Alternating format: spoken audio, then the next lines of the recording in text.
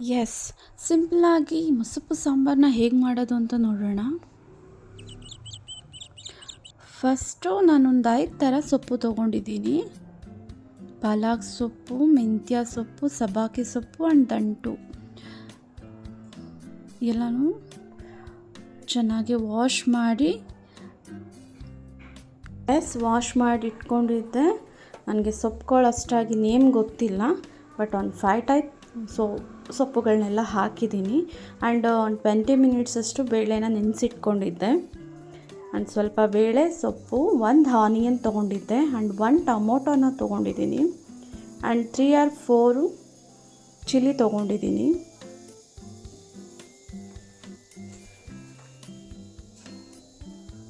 ಸ್ವಲ್ಪ ಬೆಳ್ಳುಳ್ಳಿ ತೊಗೊಂಡಿದ್ದೀನಿ.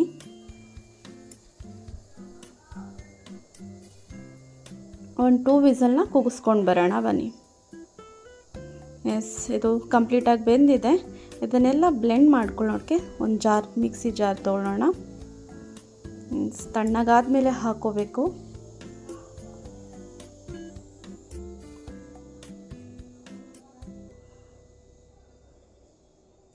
ಎಸ್, ಇದನ್ನು ಬ್ಲೆಂಡ್ ಮಾಡ್ಕೋತೀನಿ. ಆ್ಯಂಡ್ ಒಂದು ಪ್ಯಾನ್ ಇಟ್ಕೊಂಡು ಅದಕ್ಕೆ ಆಯಿಲ್ ಹಾಕ್ಕೊಂಡು ಜೀರಾ ಆ್ಯಂಡ್ ಸಾಸಿವೆ, ಕರಿಬೇವು ಇಷ್ಟನ್ನು ಹಾಕ್ಕೊಂಡು ಫ್ರೈ ಮಾಡ್ಕೊಳ್ಳೋಣ. ದೆನ್ ಬ್ಲೆಂಡ್ ಆಗಿರೋವಂಥದ್ದನ್ನು ಆ್ಯಡ್ ಮಾಡೋಣ. ಆ್ಯಂಡ್ 2 ಗ್ಲಾಸಷ್ಟು ನೀರು ಹಾಕ್ಕೊಳ್ಳಿ. ಸ್ವಲ್ಪ ಉಪ್ಪು ರುಚಿಗೆ ತಕ್ಕಷ್ಟು. ಸ್ವಲ್ಪ ಹೊತ್ತು ಕುದಿಯೋಕೆ ಬಿಡೋಣ. ನೆಕ್ಸ್ಟು ನಾನು ಬ್ರಿಂಜಲ್ ಆ್ಯಂಡ್ 1 ಪೊಟಾಟೊ ಇತ್ತು, ಅದನ್ನು ಹಾಕ್ಕೋತಿದ್ದೀನಿ, ಚಾಪ್ ಮಾಡಿಕೊಂಡೆ.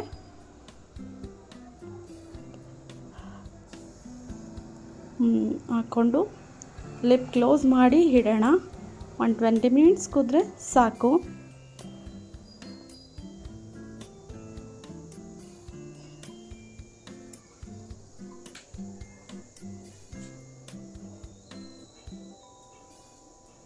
ಎಸ್, ಇದು ಹಾಗೆ ಕುದೀತಿದೆ.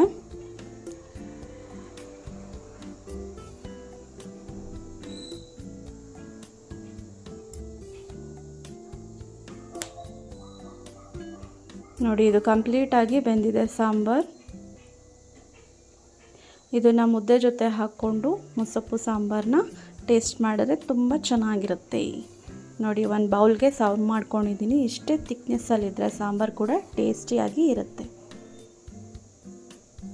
ತರಿಯಾಗಿ ಇದು ಸೊಪ್ಪು ಬಾಯಿಗೆ ಸಿಗ್ತಿರಬೇಕು, ಆವಾಗ ಇನ್ನೂ ಚೆನ್ನಾಗಿರುತ್ತೆ. Thank you so much.